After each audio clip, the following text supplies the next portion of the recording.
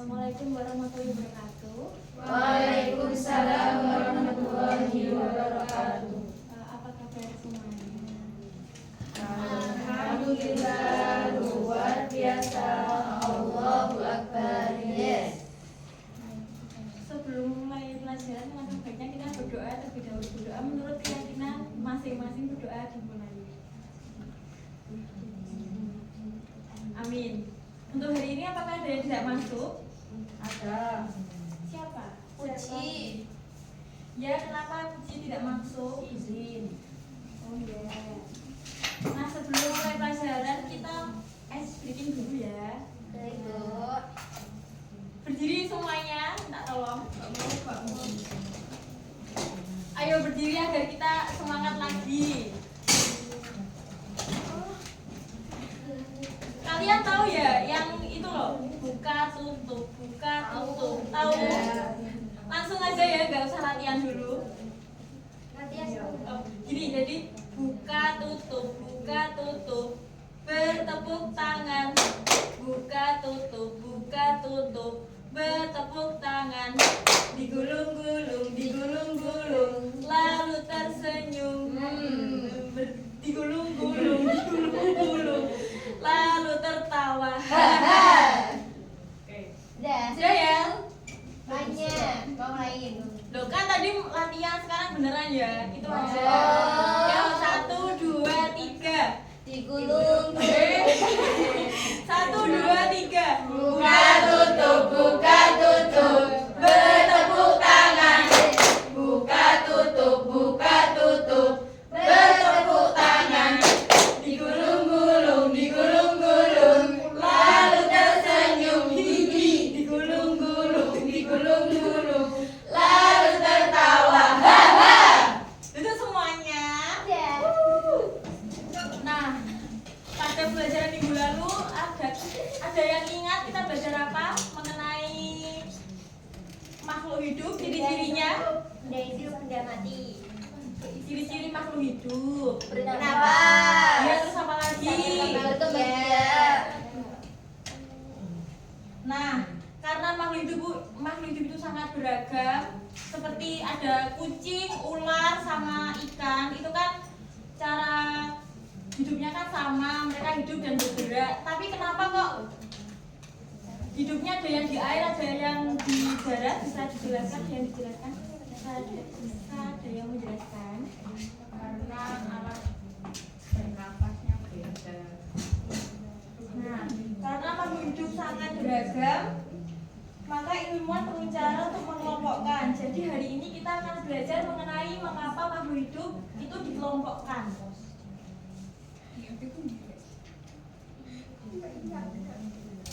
Nah, jadi hari ini kita akan membahas klasifikasi, peran klasifikasi, alat untuk mengklasifikasi, dan manfaat serta kelemahannya. Tujuan dari pembelajaran kali ini adalah siswa dapat menganalisis teknik pengelompokan makhluk hidup dan membuat kunci klasifikasi untuk mengidentifikasi makhluk hidup di sekitar sekolah. Nah, nanti agar kita mudah untuk mengelompokkan hewannya, itu termasuk amfibi atau yang lain sebagainya, itu ada kuncinya. Nah, jadi kita nanti akan membahas beberapa kunci agar bisa mengelompokkan. Nah, ada yang tahu ini gambar apa? Alfamart.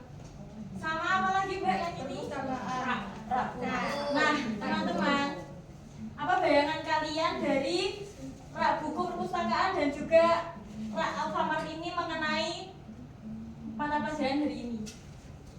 Yang satu isinya buku, yang satu isinya Jajan. susu.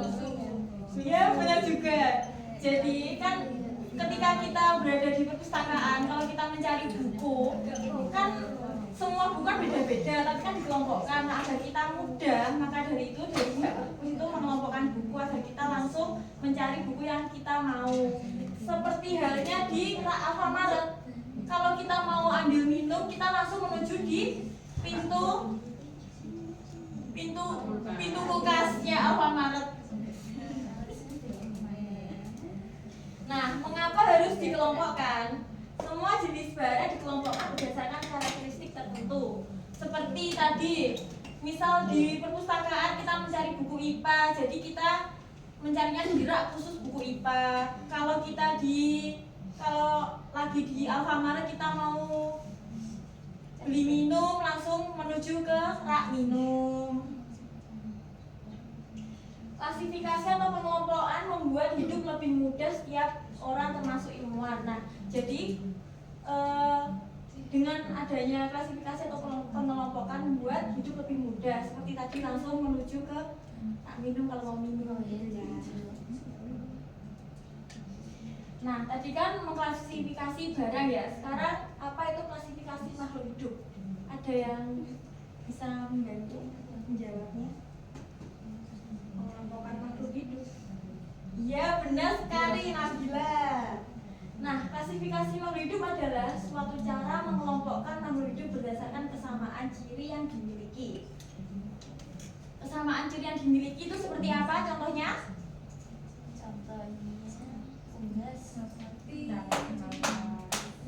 Ya, seperti hidupnya, habis itu kulitnya kan ada yang memiliki kulit, ada yang tidak. Memiliki kulit tapi tidak memiliki bulu. Siapa tuh?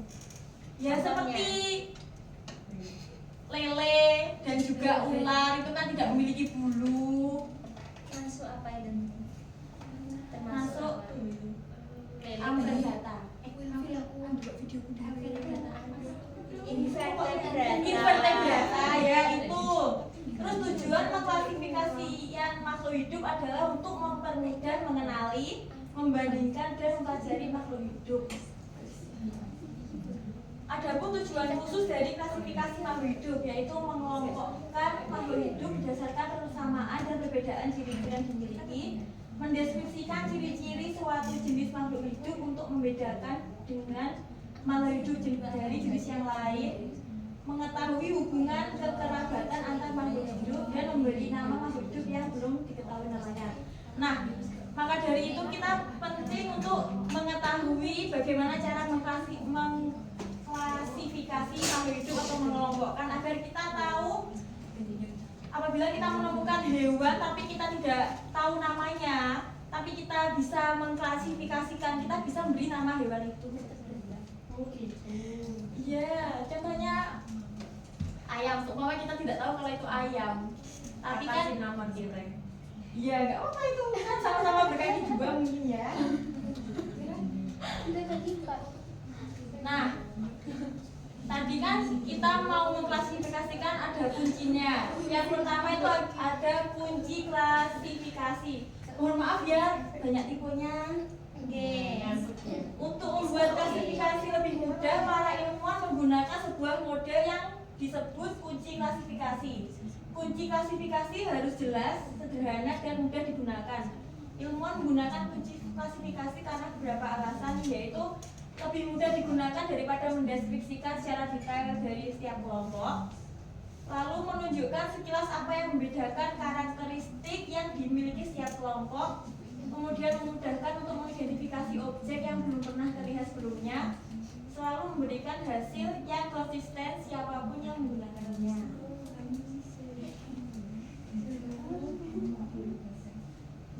Kemudian yang kedua ada kunci dikotomi. Sebenarnya ini dikotomi ya. Maaf sekali infonya.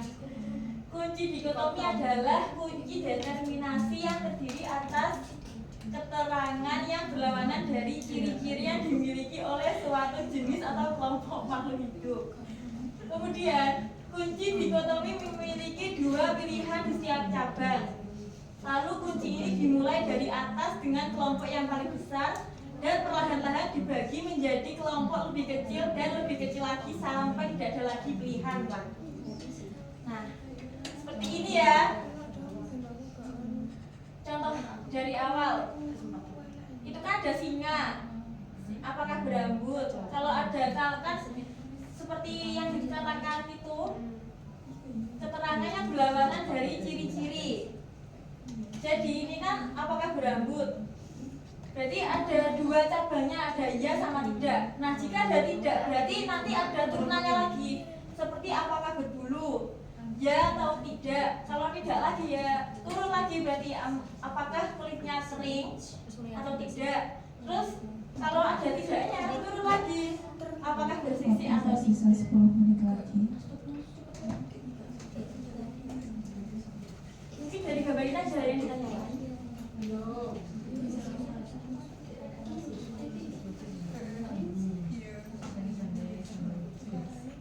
Nah, kemudian ini contohnya ular. Ular di sini tuh termasuk yang mana ya? Ular apakah berambut, teman-teman? Tidak. Berarti bukan mamalia ya? Ya. Apakah berbulu? Tidak. Nah, berarti ular tuh masuk ke dalam aves. Masuk ke reptilia. Reptil. Gimana sih? Oh, tapi kayak bulu halus sih. Kemudian yang tengah ada domba atau kambing. Pedus. Kambing apakah berambut? Iya. Berarti kambing termasuk Mamalia. Kemudian ada Iya. ada burung elang. Bahasa Inggrisnya elang apa, Bu? Elang. Bird. Berarti burung ya. Stop. Elang apakah punya rambut? Punya. Apakah bulu? Ya, berarti elang masuk ke dalam Aves. ya. Kalau Ibu masuk ke mana? Masuk ke mamalia. Kemudian yang terakhir ada kunci determinasi. Kunci determinasi, tapi ini yang formatnya tabel. Kunci determinasi format tabel merupakan kunci klasifikasi makhluk hidup yang dibuat berdasarkan deskripsi dalam bentuk tabel.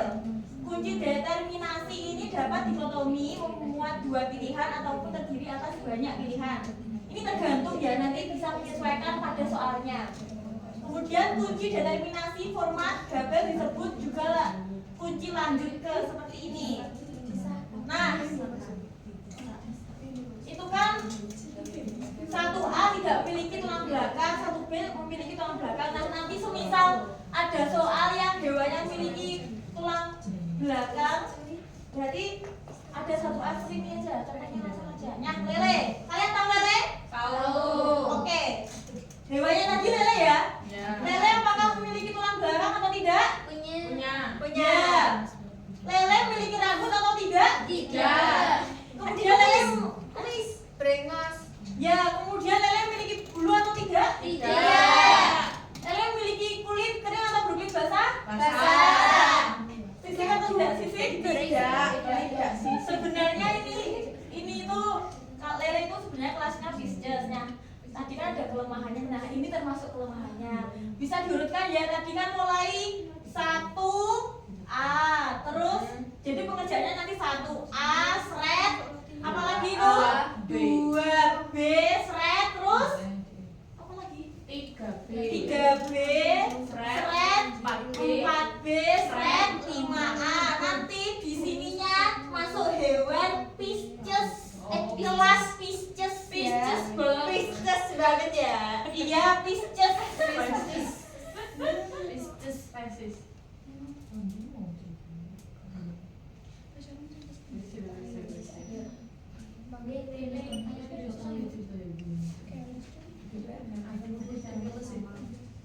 Nah, ini kan ada soal lagi ya. Ini hewan ayam, ayam Jawa. Nah, nanti pengerjaannya seperti tadi ya, bisa dikerjakan pada LKPD. Nah, sekarang saya bagi kelompok menjadi 3 kelompok saja.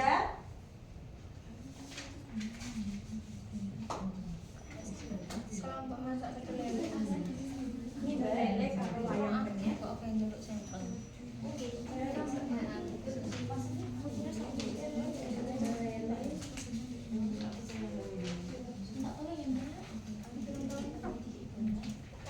Nah, di sini kan ada, bisa dibaca petunjuknya ya teman-teman. Di sini ada hewannya, ada kucing, ikan, ular, ayam, belalang. Nah, di sini ada kunci dikotominya. Bisa dikerjakan seperti yang tadi. Nah, yang ini caranya. Mungkin bisa dikerjakan terlebih dahulu ya. Baik, Bu. Sudah, Bu.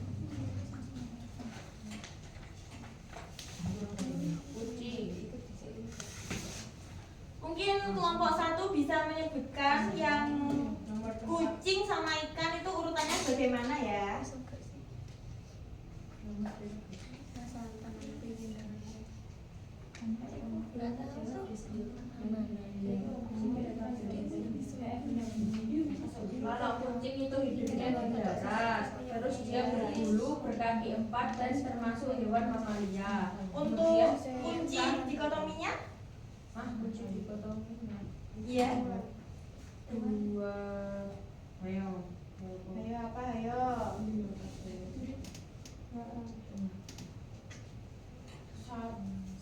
1A, 2A, 3A, terus 4A, 5B. Itu yang kucing. Iya. Kalau yang ikan 1A, 2B, 3B, 4B, 5A. Ya. Untuk kelompok 2 bisa menyebutkan ular dan ayam. Di sini udah ada ya.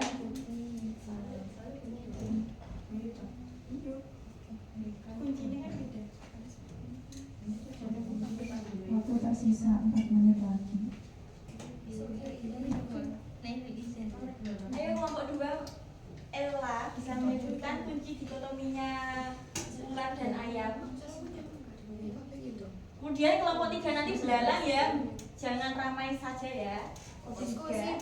Oh iya. Untuk ular merupakan hewan reptil, tidak berkaki dan tubuhnya bersisik. Ya. Sedangkan ayam merupakan hewan apes, memiliki bulu dan sayap. Ya. Mungkin untuk kunci dikotominya Untuk kunci di sini aja. Di sini ada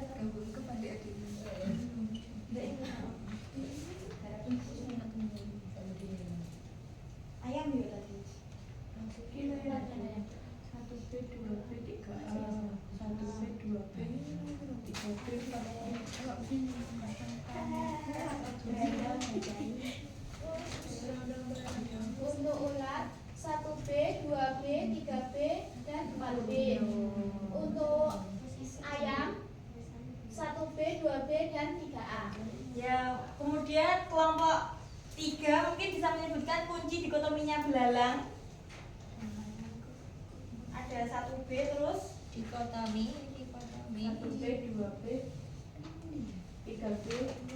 oh tidak tahu ya Mbak. Oke, saya bantu ya. 1B, 2B, 3B, dan 4C. Nah, ya. Ini loh.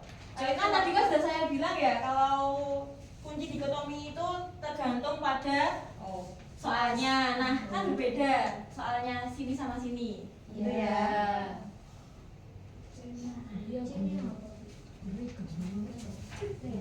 Jadi kesimpulan dari pembelajaran kali ini adalah klasifikasi makhluk hidup sangat penting untuk memahami keanekaragaman dan keteraturan alam. Melalui pengelompokan berdasarkan kesamaan dan perbedaan ciri-ciri manusia dapat mempelajari makhluk hidup dengan lebih mudah, sistematis, dan ilmiah. Meskipun memiliki keterbatasan, sistem klasifikasi terus berkembang seiring kemajuan ilmu pengetahuan dan teknologi. Dengan memahami klasifikasi, siswa diajak untuk berpikir kritis, menghargai keberagaman dan mensyukuri keberadaan Tuhan. Kebesaran. Kebesaran Tuhan. Sekian pembelajaran hari ini, kurang lebihnya terima kasih. Wassalamualaikum warahmatullahi wabarakatuh. Waalaikumsalam warahmatullahi wabarakatuh.